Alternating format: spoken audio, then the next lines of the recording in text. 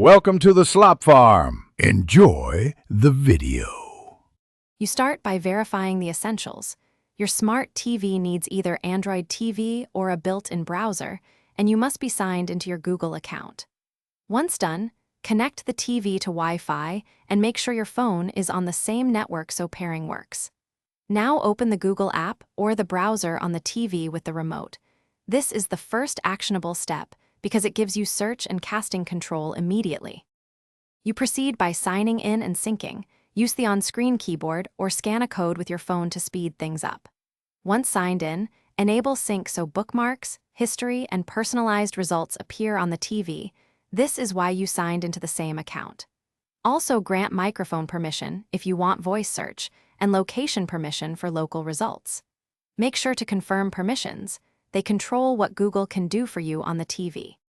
You finish by performing searches and using casting.